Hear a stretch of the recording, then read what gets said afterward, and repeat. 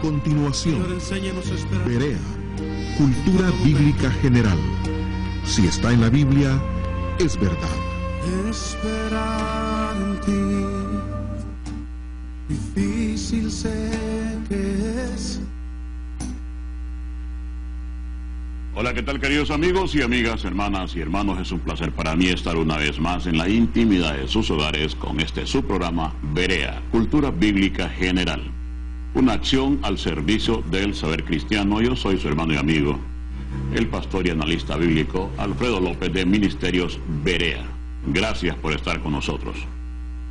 Dios eterno que estás en los cielos, santificado sea tu nombre. Muchas gracias por una oportunidad más de poder llevar tu palabra a miles de hogares, donde pueda ser útil para la restauración de vidas, de familias, para establecer el conocimiento pleno de tu palabra desde la letra que has dejado escrita para nosotros.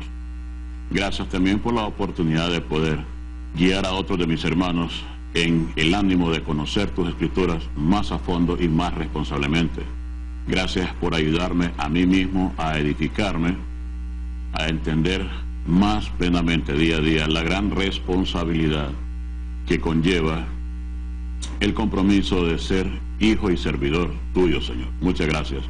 Gracias por mi salud, por mi seguridad, por mi familia, por mi trabajo, por los ministerios. Gracias por cada una de las iglesias. Gracias por cada uno de los líderes y pastores que están en este momento también alistándose para servirte con excelencia, tal y como lo merece Dios eterno. Gracias por eso y gracias por esta preciosa casa de radio y televisión. Estamos en tus manos y dependemos de ti plena y absolutamente, Señor. En el santo nombre de nuestro Dios Jesucristo, te agradecemos todo y te suplicamos tu protección y guianza el día de hoy. Amén, Señor. Bien, ¿cómo están las cosas? Pues los anuncios. Ayer en el taller de estudio, pues estuvimos discutiendo un tema muy interesante desde el punto de Gálatas. Gálatas tiene una frase ahí que es muy comprometedora. Es una frase sencilla y simple, pero muy comprometedora. Y habla de la gracia han caído. Uno de los textos. Otro texto ahí dice que Agar y Sara son alegorías de Jerusalén actual y Jerusalén del cielo. Y el texto lo dice, que todos aquellos que están pegados a la ley de Moisés están pegados a la esclavitud porque quieren. Eso fue el tema de discusión ayer y son interesantes estas discusiones doctrinales, teológicas, porque se aprende más. Y es una dinámica muy bonita de poner un tema y discutirlo entre varios. Ayer llegamos hasta las 6:30 de la tarde discutiendo ese tema y es muy interesante. Y yo sigo pensando, a mí nadie me saca de ahí, de que la iglesia vive en la gracia de Cristo, no en la ley de Moisés. Y todo el libro de Gálatas especialmente establece la gracia por encima de la ley de Moisés. Y entonces hay unos que dicen, por ejemplo, que lo que se abolió fue pues las leyes del altar y cosas así. Pero no se pueden hacer híbridos. Yo soy de los que piensan que no se pueden hacer híbridos de un poco de ley y un poco de gracia, porque entonces no tiene ningún sentido que Jesús haya muerto en la cruz. Además, el mismo texto en Gálatas nos está hablando de que antes que la nación de Israel existiera, ya estábamos contemplados en el plan de salvación como gentiles. Podemos decir así, según el texto en Gálatas, que ya estaba previsto la salvación de los gentiles. Y ya se nos menciona ahí. Así que fue interesante ayer. Y hoy pues continuamos a las 11 de la mañana, continuamos con el tema, en la serie de temas, en las conferencias en el Centro Comercial Nova, en el tercer piso, con la herejía. El día de hoy estaremos viendo el tema de la herejía importada. La palabra herejía es un concepto, algo así como cuando alguien llega a una conclusión con sus propios medios. Llega a una conclusión por sí mismo, con sus propios medios, con sus propios instrumentos, con sus propios recursos, y termina diciendo, esta es la verdad. Y llegó ahí por sus propios medios, sin asesorías, sin consejerías, sin estudios previos, simplemente fue uniendo idea tras idea hasta que llegó a decir, esto es. Y el tema de las herejías pues es muy amplio porque dolorosamente, y hay que decirlo, pero la iglesia vive herejías, vive con herejías. Por ejemplo, en los años 50, 60, del 70 en adelante salieron herejías en las iglesias, el vómito santo, por ejemplo, la risa santa. Pueden buscar videos de esa época, incluso de los años 80, 90. Iglesias que les agarraba una risería y todo el mundo se estaba riendo. Todo el mundo se reía y ellos decían que era la risa santa. Todavía, hace unos 5 o 6 años, en algunas iglesias, alguna gente caía vomitando y decían que era vómito santo. Y decían que el Espíritu Santo los estaba liberando y los estaba tratando con vómito santo. O sea que tantas y tantas herejías. Entonces el tema de hoy en el Centro Comercial Nova, en el tercer piso, a las 11 de la mañana hoy, continuaremos con el tema de las herejías. El tema de hoy será la herejía importada. Y el próximo domingo continuaremos con otro tema de hoy. Vamos a ver algunos mensajes para ya ir viendo ya. Pastor, Dios lo bendiga. Sin el ánimo de entrar en controversia con otros hermanos, el día de reposo es el domingo o el sábado. Según la ley de Moisés es el sábado. Según la gracia ya no importa. De hecho, Jesús hizo muchos milagros el día de reposo. Y de alguna manera le reclamaron. Y él dijo, yo soy el día de reposo. El paralítico de Betesda era día de reposo. O sea, tantos ejemplos hay de Jesús haciendo milagros el día de reposo, que para mí ya quedó invalidado, porque es en la ley de Moisés, y la iglesia no está sujeta a la ley de Moisés. Hermano, Eclesiastés 9:5 dice, los muertos nada saben, pero Lucas dice que el rico y Abraham, que mande a Lázaro, como hablan, si están muertos.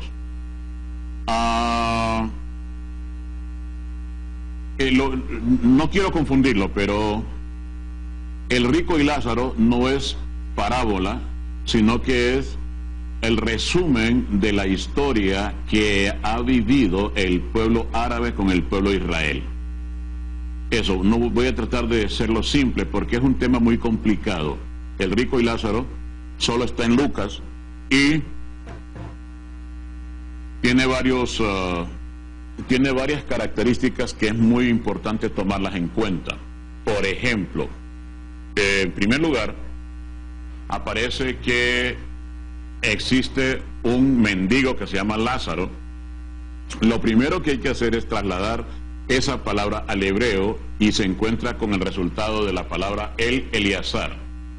El Eleazar es hasta aquí me ha traído Dios, Dios me ha protegido, y es como el concepto general. El Eleazar es el concepto general de la vida y obra de los judíos, o de los israelitas, o de los hebreos, de los de Isaac, descendientes de Isaac. Entonces, técnicamente podemos decir que Lázaro es la tipología de Isaac con todas sus desgracias. Por eso es que le dice, tú lo tuviste todo en vida. Ahora, ¿a qué se está refiriendo? Miramos el rico, que el rico el rico dice que vestía espléndidamente, pues, o sea, con ropa de lino fino y púrpura, y cuando buscamos esto en la historia, nos damos cuenta que era el vestuario de los sacerdotes, tanto de Babilonia como de Egipto. Ahora, también dice que hacía banquetes espléndidos todos los días. De hecho, y Lázaro estaba cerca. Ingeniero, permítame, por favor. Entonces, sí, es que tenemos un desperfecto técnico aquí que vamos a corregirlo. Ingeniero, por favor, venga a estudio. Entonces, ¿qué es lo que estábamos diciendo? De que el punto central es que uno es mendigo y está esperando que caigan migajas de la mesa del rico, pero al mismo tiempo están unos perros lamiéndole como las heridas, las llagas. Y entonces todo eso tenemos que irlo conjuntando a través de lo que es el conocimiento de las escrituras, especialmente de la historia entre los árabes y los judíos, o los árabes y los israelitas. Miremos, por ejemplo, que él dice, tengo 5 hermanos en la casa de mi padre. Entonces, los árabes tomaron como patriarca general a los ismaelitas o a Ismael.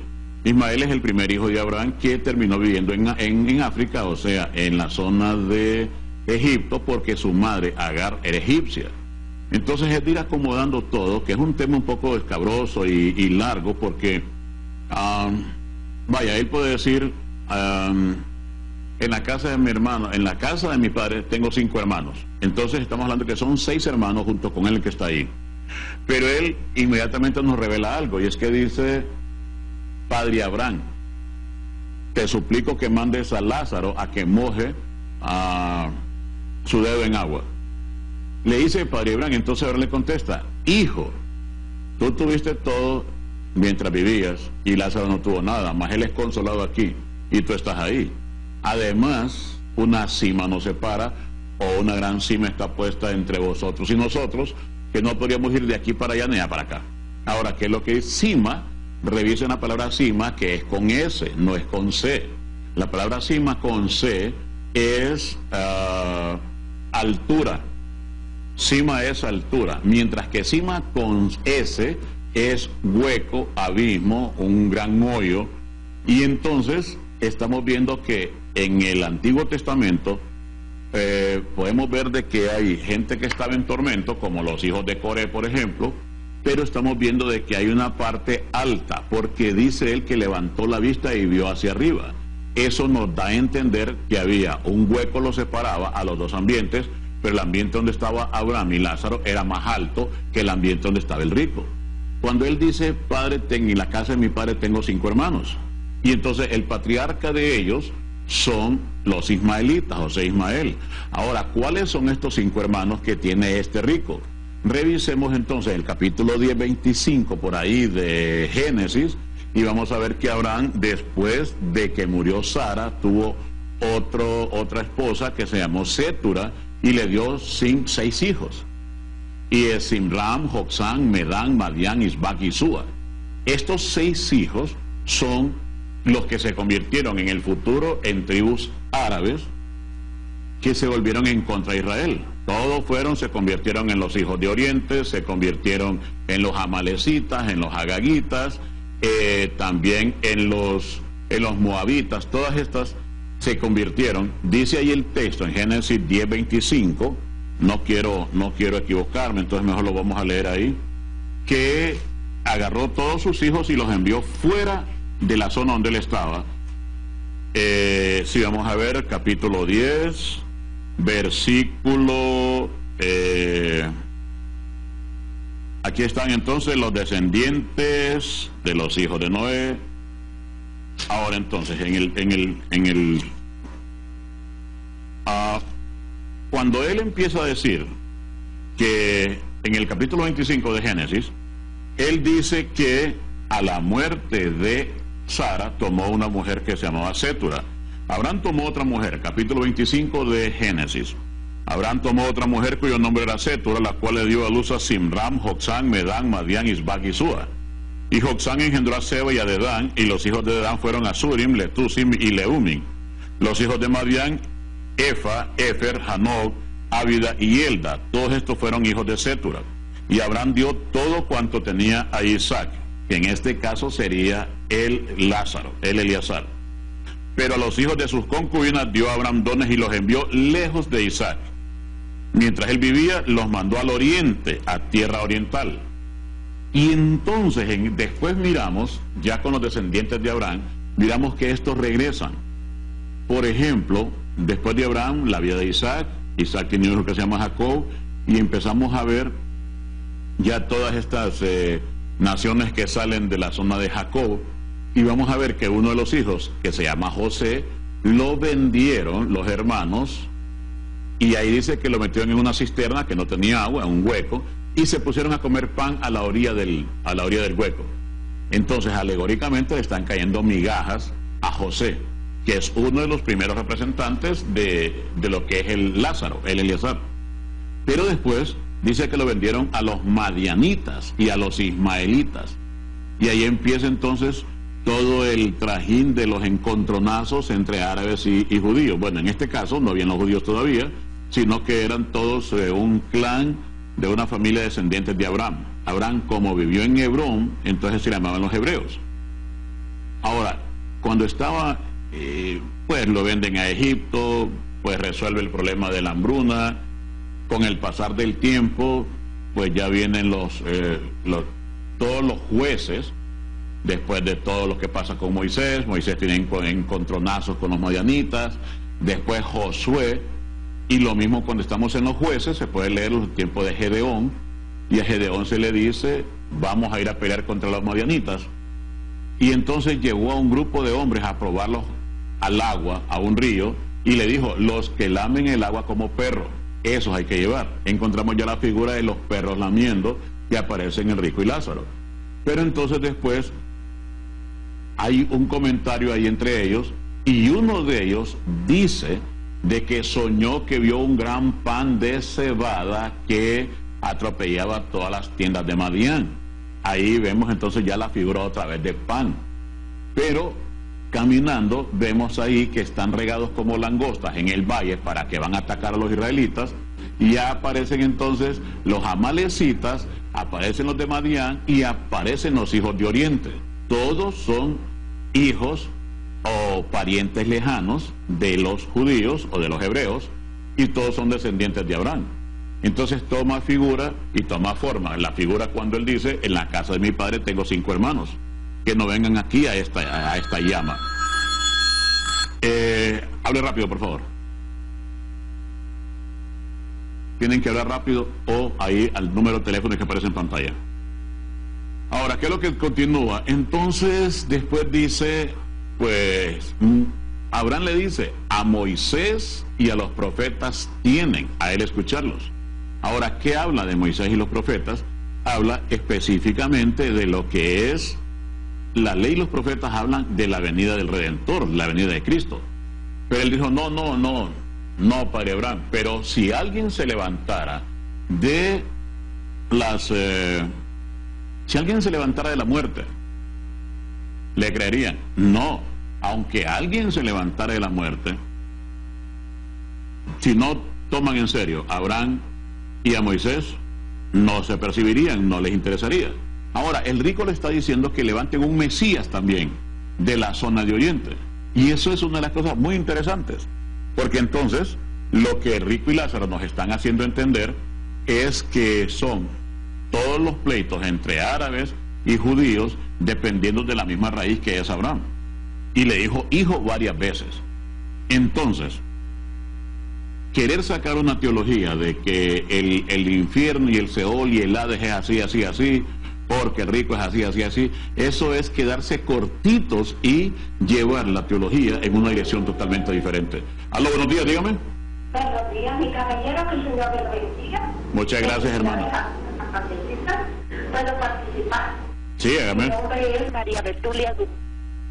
Estoy viendo aquí en Colonia Villa Unión.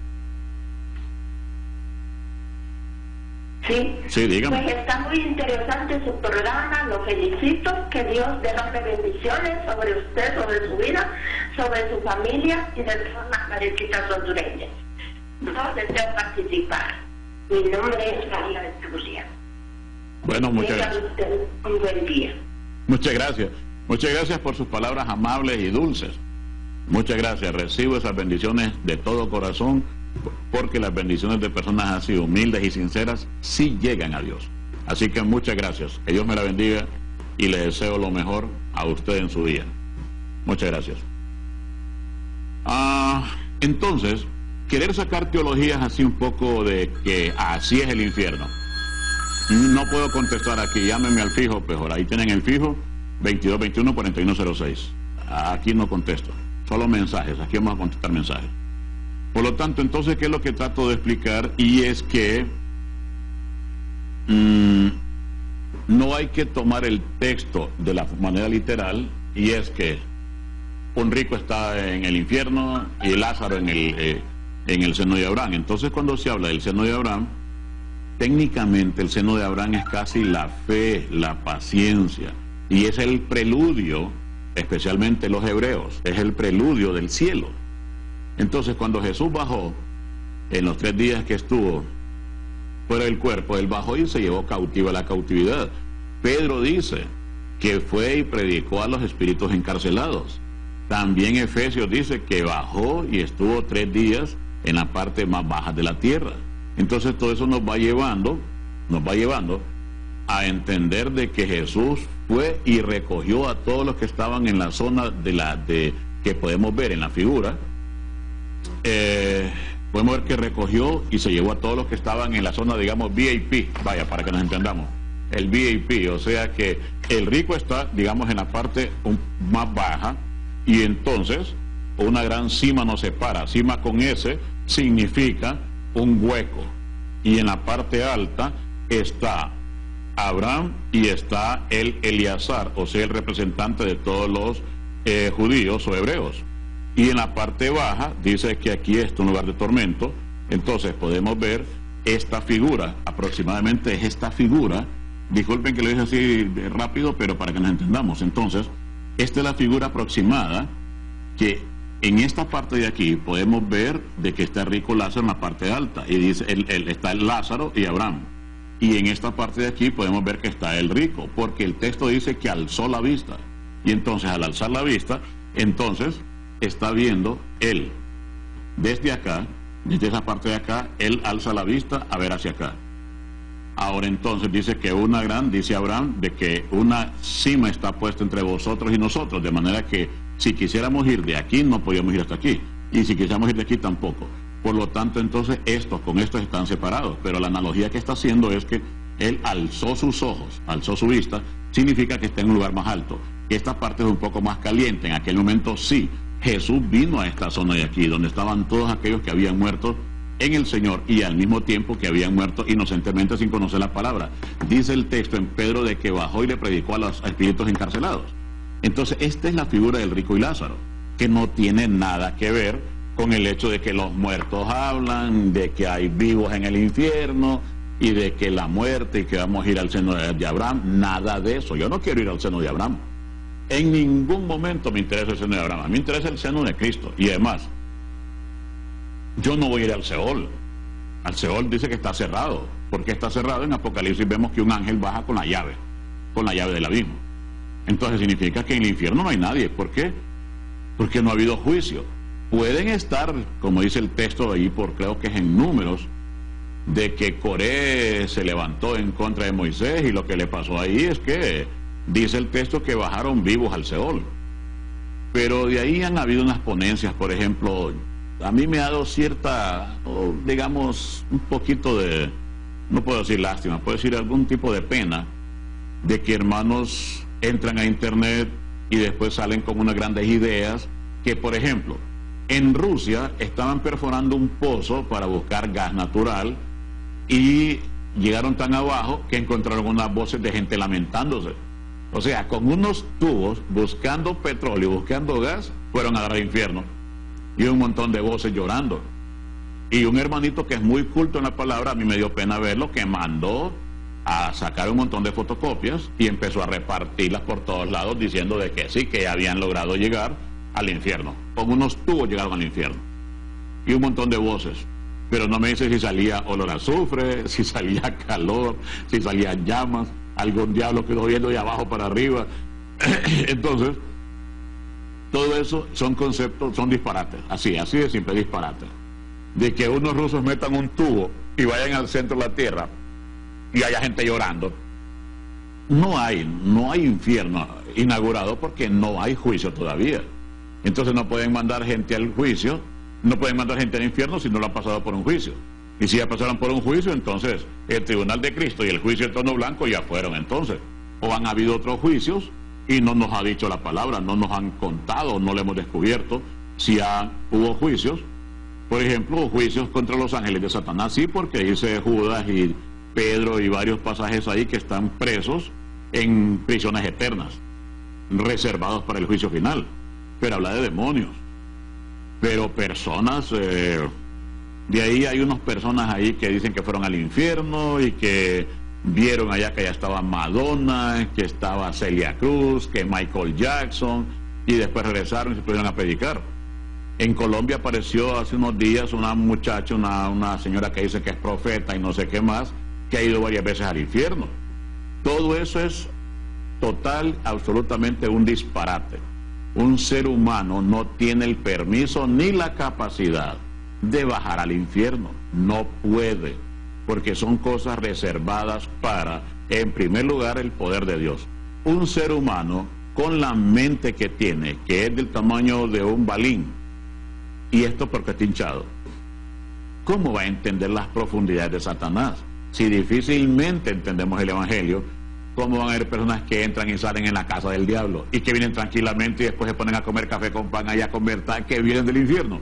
Totalmente ridículo. Así que les recomiendo a muchos hermanos estudiosos serios de la palabra que no se vayan y no se guíen por cosas de internet. En internet aparecen tantas cosas, y entonces hay muchos hermanitos que por la pereza de leer su Biblia mejor se ponen a ver videos en YouTube, en internet, y ya apareció el anticristo. Ahora ya sabemos dónde queda la entrada al diablo. De hecho, unos canales ahí pirujos están diciendo que encontraron 7 entradas al infierno. Y ahí estaban muchos hermanitos viendo ese programa, viendo dónde estaba la entrada al infierno, que una era por aquí, que la otra era por allá. Ridiculeces. El tema de la teología es un tema serio. Así que le recomiendo a la persona de que no agarre textos, los agarre fuera de su contexto y los amarre con otros y haga que la Biblia pelee. Eclesiastés en ningún momento va a discutir con el rico y Lázaro de Lucas. No discuten, son textos ubicados en niveles diferentes. Uno es evangelístico, el otro es teológico, el otro es cultura general, o sea, no discuten. La Biblia está bien armadita, por lo tanto no se contradice. Vamos, entonces, ¿qué es el Hades para usted? No, para mí no, es lo que dice la Biblia. Hades es la palabra griega de Sheol, que es la palabra hebrea. Entonces, en hebreo es Sheol, en griego es Hades, y en español tómelo como tártaro, torturo, Gehenna, en el idioma maya es Xibalbá. O sea, siempre sigue siendo las partes más bajas de la tierra. Puede llamarlo infierno, puede llamarlo averno, tártaro, torturo, Xibalbá, Hades, Sheol, Gehenna, llámelo como quiera, pero es el mismo lugar, en diferente idioma. Pertenece a un modelo de iglesia cristiano el comportamiento de iglesias que invierten millones en templos y aún hay personas que no conocen a Dios. Miren, yo no tengo no tengo nada en contra de personas que invierten millones en sus templos, porque hay gente que invierte millones en ponerse diamantes en los dientes. Hay otra gente que invierte millones en hacer jacuzzi de oro, con llaves de oro. Hay otra gente que invierte millones en hacerse miles de cirugías que después parecen muñecos que no pueden ni reírse. Hay otros que invierten millones contratando, ahorita por $20 millones puede ir a la luna o puede ir al espacio. Los rusos están ya haciendo viajes al espacio, $20 millones, le dan una vuelta de una semana por el espacio. Así hay otros que invierten millones en alfombrar su casa hasta la casa del perro. No veo yo por qué en la casa del Señor no podamos invertir. ¿Por qué la casa del Señor tiene que pasar lo que pasaba en los tiempos de Malaquías? Que la casa del Señor estaba desolada, nadie cerraba las puertas. En los tiempos de Ageo y Malaquías, el templo estaba desolado. Nadie iba a encender las lámparas, estaba derruida, y cada uno corría a sus casas artesonadas. Entonces, no veo yo por qué yo tengo que esforzarme mucho para tener una puerta bonita en mi casa. Y no veo por qué no lo puedo hacer yo para que la iglesia tenga una puerta bonita. No tengo ningún problema. Ahora, hay una cuestión que es más de retórica, y es que cada vez de que se habla de una cosa, se pone la otra al par, como para desvirtuar la primera cosa o para combatirla. Por ejemplo, esto es de vida diaria. Viene alguien y compra un carro de 1 millón de lempiras, y cualquiera, en cualquier cafetería, sentado con una tacita de café que tiene ya 3 horas toda mosqueada esa taza de café, ¿qué es lo que dice? Mira en qué gasta su dinero en vez de dárselo a los pobres. Es lo primero que todo el mundo dice. Viene alguien y dice, voy a hacer un viaje a Europa, qué barbaridad, cómo gasté el dinero en vez de dárselo a los pobres. Esas personas que hablan así son pobres y siempre están repartiendo el dinero ajeno. Si yo tengo dinero, que Dios lo permita, y quiero invertirlo en el templo y hacerle y conseguir parlantes de 100,000 empiras, ¿cuál es el problema? Si es para el Señor, de todos modos. Entonces, ¿cuándo es la primera vez que se menciona esto en la Biblia? Estaba una mujer ungiendo al cuerpo, la cabeza de Cristo, y le está echando ahí, le está haciendo masajitos en la cabeza a nuestro Señor. ¿Y qué es lo que dice Judas? Ese dinero se hubiera vendido, ese perfume, y se da a los pobres. Desde allá aparece que cada persona que piensa de esa manera es que siempre quiere dar el dinero a los pobres, pero el dinero ajeno. Pero cuando ellos tienen, no se lo dan a los pobres. Entonces yo miro personas que pueden mandar a comprar una colección de caballos, y cada caballo cuesta 20,000, 30,000 dólares. Y no hay problema. Y pueden mandar a comprar una finca para llenarla de jolotes. ¿Y por qué entonces no puedo comprar yo un bus para la iglesia? ¿Por qué no puedo comprar un equipo de sonido de alta calidad para alabar a mi Señor? ¿Por qué no? Entonces ese pensamiento, para mí en lo personal, lo mejor para el Señor. ¿Por qué la iglesia del Señor debe estar ahí con láminas de zinc, que todos parecemos pollos adentro cocinándonos a las 12 del día, y piso de tierra? Mientras que la casa de los miembros de la iglesia están todas alfombradas, y son casas con 10, 15 cuartos, y con garaje para 5 carros. ¿Y por qué la iglesia tiene que estar toda empobrecida, despintada, bancas todas sucias? ¿Por qué? Demos lo mejor al Señor. Si yo no tengo dinero, de hecho soy un pastor voluntario. Si el Señor me llega a bendecir, yo voy a poner lo mejor a la iglesia, que es la casa del Señor. Lo mejor será para Él. Así que no estoy de acuerdo en el hecho de que por qué se le pueden hacer grandes templos, y por qué no se hacen grandes estadios para ir a gritar ahí. Se hacen grandes estadios, se hacen coliseos para béisbol, básquetbol, fútbol. Se hacen grandes templos para corridas de toros, se hacen grandes pistas olímpicas, y se hacen, bueno, yo he visto, tenido la gracia del Señor de viajar, he visto pistas para esquí de nieve en verano, bajo techo, con costos de 200 millones de dólares. Entonces se hacen islas. En Dubái, por ejemplo, hicieron toda la réplica en puras islas, la réplica del mundo. Y también hicieron una ciudad de puras palmeras en el mar. Le ganaron tierra firme al mar, y se gastaron miles y miles y miles de millones para que después vayan muchos millonarios a estar ahí pagando 20,000 dólares el día para estar comiendo mínimos y nances y todo eso. Si se gasta para hacer una casa en mitad del mar, si se gasta para mandar un avión que vale 1,000 millones de dólares para ir al espacio, ¿por qué no gastar en la casa del Señor, donde podemos atender a miles de personas? Si yo tuviera el dinero y yo puedo tener una iglesia grande, yo haría en primer lugar un montón de aulas de clases para dar clases de Biblia gratis y ponerle Biblia gratis a los hermanitos, para lápiz y papel, una merienda. Y si me ajusta el dinero, yo monto un par de comedores infantiles donde pueda atender guarderías para mis hermanas que son madres solteras y que tienen que ir a trabajar. Ahí, obra social.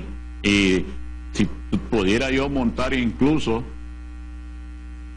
comedores en diferentes lugares donde hay personas que no trabajan, y adultos mayores, niños desprotegidos, ¿por qué no ampliar la cobertura de la iglesia y hacer comedores infantiles, hacer dispensarios médicos? ¿Por qué no? Dios sabe por qué no me da los recursos. Tal vez es que no voy a saber manejarlos bien, o tal vez que estoy inmaduro todavía. Lo que menos he pensado en mi parte es hacer una casa con 1,000 cuartos y con ascensores de oro. Yo incluso tengo un proyecto que Dios me va a ayudar en algún momento, y es que cada restaurante a mí me regale 1 o 2 platos de comida al día, y pasar en un carrito de algún amigo recogiéndolos, y después ir a una escuela y llevar esas comidas. Después ir debajo del puente en algún día y llevar esas comidas y la palabra del Señor. Ese es un proyecto que yo tengo que madurarlo porque tiene muchas implicaciones. Cada restaurante de comidas rápidas que me digan, yo le voy a regalar una hamburguesa al diario. De ahí tener que conseguir un carro, más el tiempo, tendría que abandonar mi trabajo para dedicarme a tiempo completo, pero es un bonito proyecto. Y si alguien por ahí me lo está escuchando y si quiere tomarlo, pues tómelo. Si la idea al final es bendecir al pueblo del Señor. Pero eso no es las ideas que yo tengo. En algún momento, pues, alguien me provee un carro, yo no sé ni manejar, pero ahí voy a aprender. O me pone un hermano que sepa manejar y pasar por todos los bulevares donde hay comidas rápidas. Y ya solo llegar, tome, y recoger unos 500 platos de comida al día. Y después llevarlos a las zonas pobres en el nombre del Señor. Y hacer la publicidad, tal publicidad. El restaurante McDonald's le regala 3 hamburguesas a usted, el restaurante Wendy's, Kentucky Fried Chicken, lo que sea. No me importaría hacer. Pero a lo que me refiero yo es que ¿por qué los recursos económicos del ser humano los tiene que hacer para hacer pistas de aterrizaje o edificios de 1000 pisos con pistas de helicópteros? Y para la casa del Señor estar contando centavitos. No, para el Señor lo mejor. Así que esa es mi posición. Pero de todos modos es personal. Buenos días. Cuando Jesús bajó a predicar al infierno, ¿significa que quedó vacío? Es que no bajó directamente al infierno, bajó a la parte donde estaban todos aquellos que murieron. En el Señor, por ejemplo, vamos a ver todos los descendientes de Adán. Ya, ninguno se ha ido al cielo. Todos los descendientes de Adán, de ahí Set, Enos, Cainán, Mahalaleel, Jared, Enoch, Matusalén, Lamec, Cam lo veo feo, pero Sem, Jafet, Noé, de ahí Abraham, Isaac, Jacob, las 12 tribus, los 12 hijos, los que murieron sin conocer al Señor, todos esos, todos los tiempos de los jueces, los tiempos de Josué, los tiempos de reyes, de crónicas, todos ellos estaban ahí. Es que no es un lugarcito así de que quedamos hacia a la orilla del abismo porque es chiquito, estamos hablando que es un lugar inmenso. Y bajó, y dice el texto en Pedro, puede leerlo ahí, y eso dice ahí el texto, que muerto en la carne pero vivificado en el espíritu, en el mismo en el cual bajó a las partes más bajas de la tierra y le predicó a los espíritus encarcelados, los que en otro momento recibieron las palabras de Noé para acá. Ahí dice el texto. Entonces, bueno, no digo que quede o no quede vacío. Uno que otro indio de los tiempos de Coré estará ahí. Así es, hermano, comparto lo suyo. Invertir para obras sociales. Y cuente conmigo para su proyecto. Yo tengo una pollera. Bien, ya ven qué bonito. Miren, este hermanazo ya me puede ofrecer. Es que la idea es así. Yo vengo madurándola porque he trabajado unos aproximadamente 35 años de mi vida en obra benéfica calladamente. Sin hacer demasiado ruido, pero calladamente. Cuando encontramos a alguien con necesidad, pues por bajo de la mesa, tome, vaya, coma. Y sin aplausos y sin luces y cámaras, porque la mano derecha no tiene que darse cuenta a la izquierda. Fíjense bien, Jesús así decía. Jesús toma esto desde el punto de vista que los fariseos, que eran los grupos religiosos fuertes, fariseos y saduceos, y después los herodianos. Entonces, cuando un fariseo, que eran los sacerdotes, quería ir a dar limosna al centro de la ciudad o a alguna plaza, mandaba a alguien tocando una trompeta.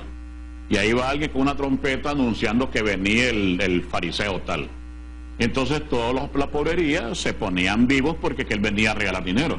Ahora, debemos entender que dentro de la cultura hebrea o judía, para los tiempos de Jesús, el país estaba en bancarrota.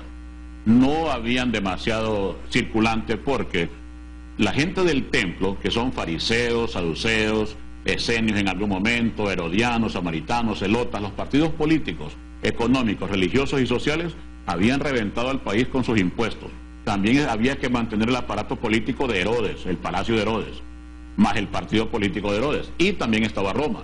Entonces, de cada lempira, por lo menos 30 centavos iban para Roma, de ahí unos 10 centavos para cada uno de esos, para Herodes, para los saduceos, fariseos, y después para obra social quedaban tal vez 20 centavos.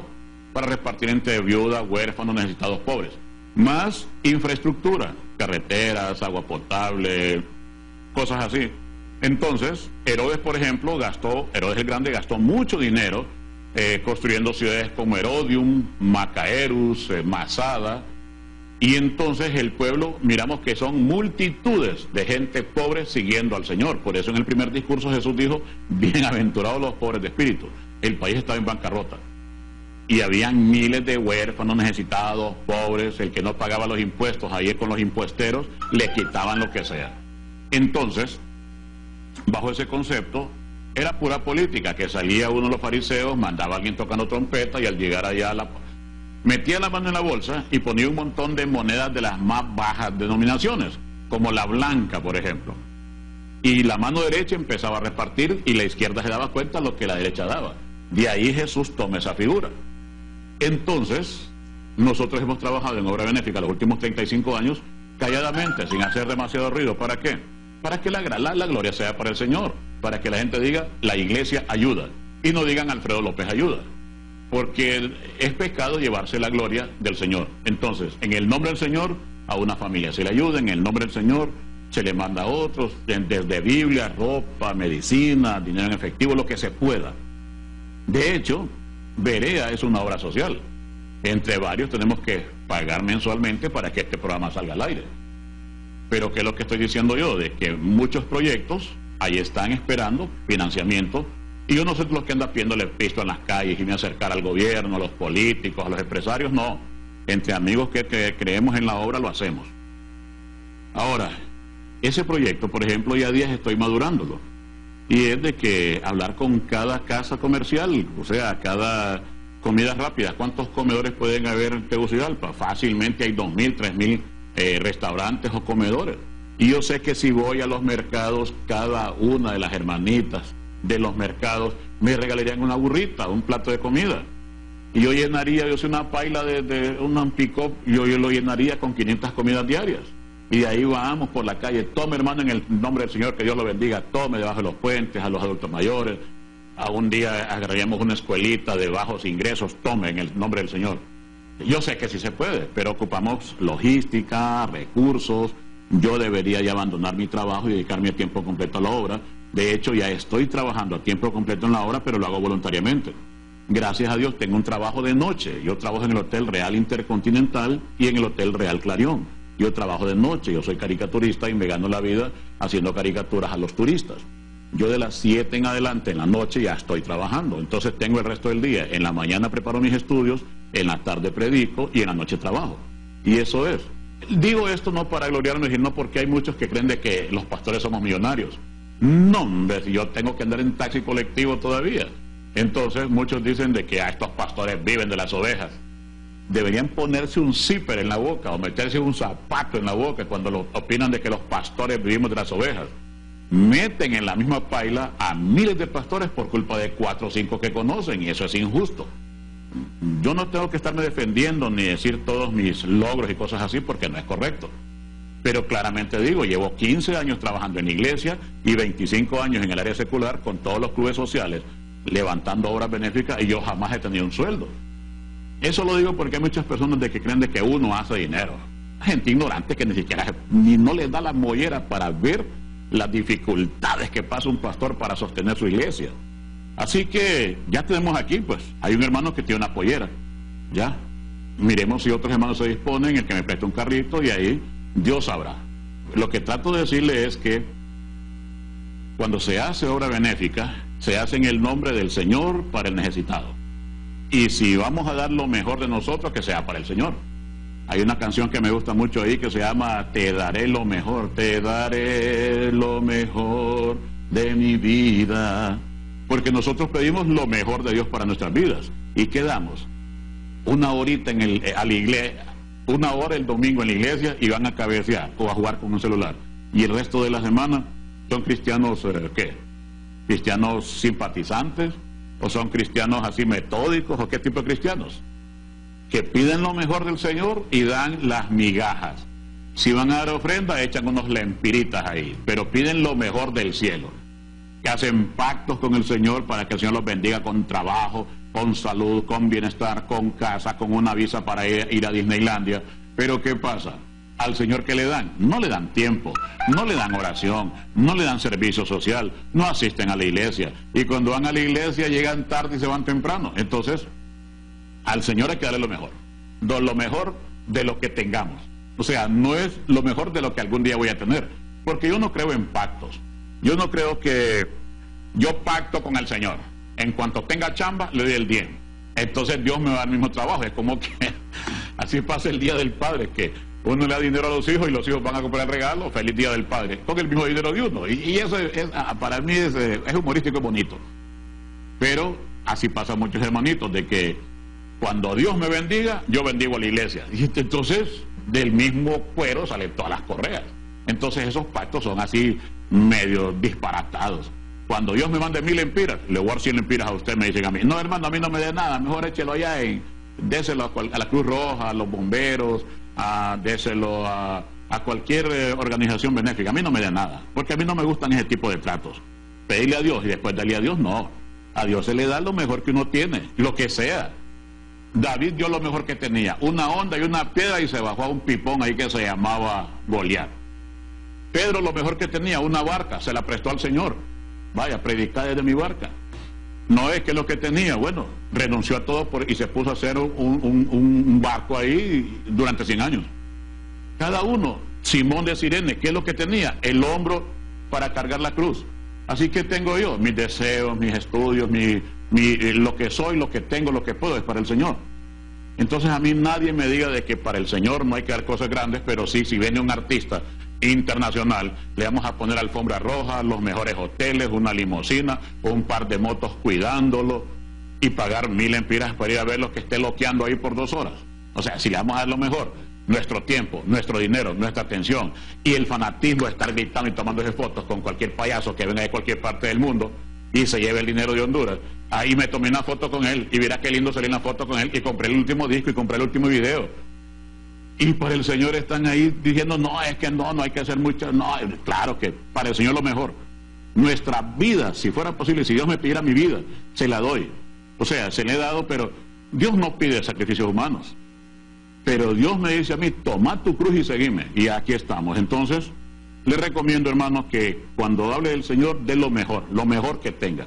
La viuda dio las 2 blancas que tenía, lo mejor y lo único lo dio.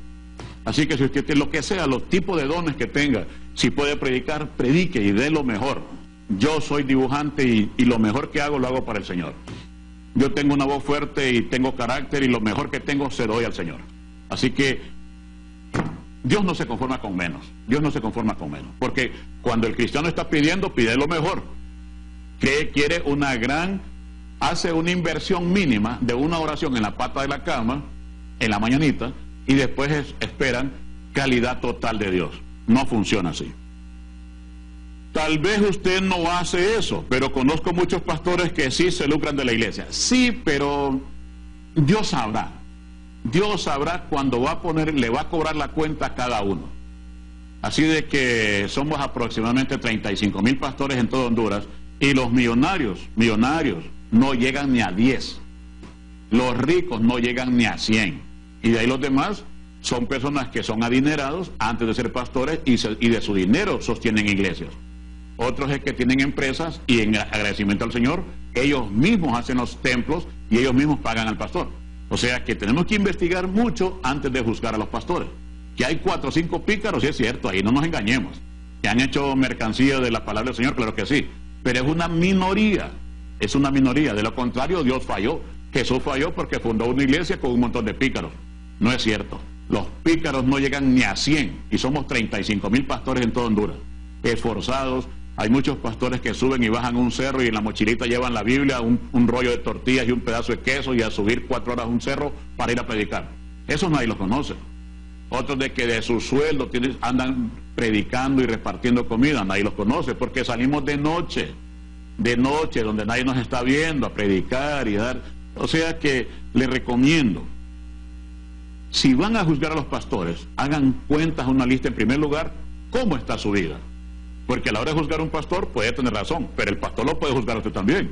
Y entonces, la palabra dice, ¿quién eres tú, hombre, para juzgar a tu hermano?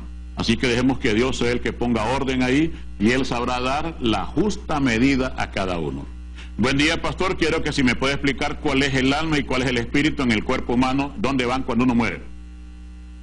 Bien, en mi concepto, bueno, no mi concepto, según mis estudios, gracias a mi Dios, es que el cuerpo, pues eso, es el vehículo, es el cacaste que andamos cargando. El espíritu es la conexión con Dios. Y el alma es la parte dinámica, es la parte de vida diaria, donde está la mente, proyectos, ideas, sensaciones, emociones, sentimientos, todo eso. El alma viene a ser así como el saldo, como la vida dinámica diaria. Lo que nos levanta, lo que nos acuesta, que nos manda a trabajar, o sea, que es la parte dinámica, es el motor de arranque. Pero cuando ya el cuerpo desaparece, el espíritu vuelve Dios que lo dio, el alma no tiene ninguna función. El alma no muere, sino que desaparece. O sea, si el teléfono ya le sacan el chip, que es, digamos, el chip del teléfono, sería el espíritu. La carcasa ya no sirve de nada y el saldo se esfuma. Entonces el saldo del teléfono, esto sería el cuerpo, el saldo sería el alma y el chip sería el espíritu. Así, de una manera rapidita. ¿Cómo se ofende al Espíritu Santo? El Espíritu Santo no lo puede ofender un cristiano, porque un cristiano está manejado por el mismo Espíritu Santo. Los textos que aparecen de que la blasfemia del Espíritu Santo fue hecha por los fariseos, usando una palabra de la antigua Babilonia que era, no saca demonios si no es por el poder de Belcebú. Belcebú se traduce Baal-Zebul, que es el dios de los panteones, de los muertos y de las moscas, en Babilonia. Y estos fariseos, cuando dijeron eso de Jesús, lo único que estaban haciendo era recordando la cultura de ellos cuando venían de Babilonia. Entonces, puntualmente, un cristiano, un hijo de Dios, no puede ofender al Señor, no puede ofender al Espíritu Santo porque el Espíritu Santo está en él. Y una casa dividida entre sí no prevalece. El Espíritu no se va a dividir de sí contra Dios o contra Jesús. Pero sí se puede contristar el Espíritu. Ahora, el mundano puede decir cualquier chiste del Espíritu Santo y tampoco lo ofende, porque el Espíritu Santo no toma en cuenta cualquier impío, cualquier mundano que diga chiste o que le ponga nombres de pulperías Espíritu Santo y venta de paletas Espíritu Santo y que se ponga a estar guaseando con la palabra del Espíritu Santo. El Espíritu Santo no se ofende porque no tiene nada que ver con el impío, con el mundano no tiene nada que ver. Entonces el Espíritu Santo lo ofenden aquellos enemigos de Dios, los que son enemigos declarados de Dios. El cristiano no puede porque el Espíritu Santo está en él. Y el mundano, que es un simple hombre vulgar, cualquier cosa que diga el Espíritu Santo no lo toma en cuenta porque no es de la familia. Así que eso es, solo existe la ofensa al Espíritu Santo en esos dos textos, en Mateo y no quiero decir el otro, pero es cuando ellos hablaron de Baal-Zebul, que es el dios de las moscas. Dice que el diezmo es para el forastero, la viuda, el huérfano. Ahí lea bien Malaquías, lea bien y ahí le van a explicar para qué es el diezmo. ¿Dónde están los muertos ahora? ¿Están en un lugar de descanso? Solo Dios sabe dónde están. ¿Qué significa la palabra ecumenismo? Y si es bueno practicarla. La palabra ecumenismo o ecuménicos es una palabra griega que significa tierra fértil para sembrar cualquier cosa que se va a producir. Eso sería más o menos ecuménicos. Tierra fértil donde se siembra cualquier cosa y que germina. Esa palabra se usa para dar una idea de cuando hay culturas o doctrinas que se juntan y empiezan a ser híbridos para que funcione. Ahora, el ecumenismo, digamos, el ecumenismo religioso no va a funcionar, pero lo han hecho funcionar algunas iglesias creando híbridos. Por ejemplo, hay iglesias que son medio judías y medio cristianas, iglesias que predican un pedazo de la ley de Moisés y un pedazo de la gracia del Señor. Eso es cierto ecumenismo, pero el ecumenismo en sí, sobre el cual va a trabajar el anticristo cuando venga, va a ser ya cuando se unan muchas iglesias. Y no hablamos de la iglesia católica y la evangélica, estamos hablando de culturas grandes como judíos y árabes, por ejemplo. Eso sería un ecumenismo, ver a los dos juntos trabajando para esperando al anticristo o para esperar al Cristo o al Mahdi o al Mesías. Obviamente que el cristianismo más el catolicismo y más otras congregaciones se pueden unir, por ejemplo, para ayudar a los damnificados de un terremoto, ayudar al desarrollo en país. Ya se ha dado eso, pero lo hacen en niveles diferentes. Pero cuando ya se hace al nivel religioso, sí hay que tener cuidado, pero tampoco debe criticarse a otro porque no piensa como yo pienso. Solo Dios sabe el corazón de cada persona. Por lo tanto, no hay que criticar la otra iglesia. Yo tengo discusiones casi todos los días porque yo doy 3 horas diarias de servicio social del programa en uno de los moles de la ciudad. Ahí estoy todos los días a las 3 de la tarde como la extensión de servicio social del programa Berea.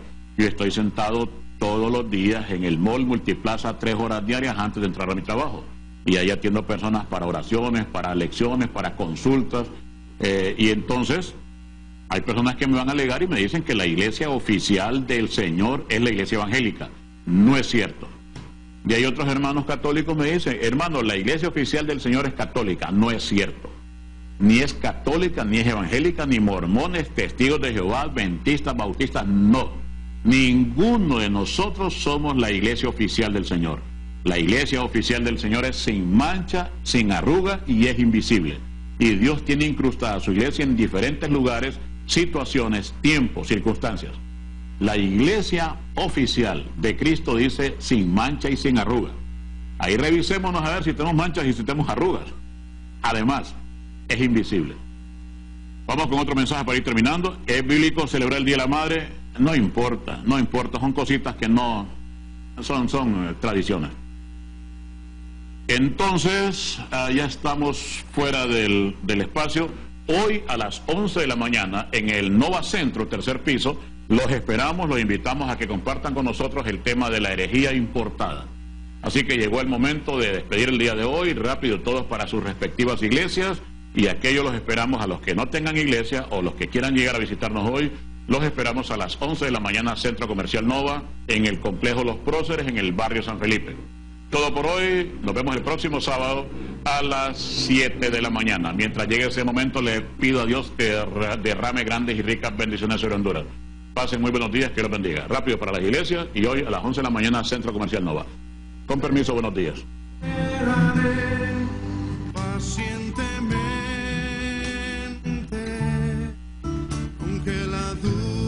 Hemos presentado Berea, Cultura Bíblica General.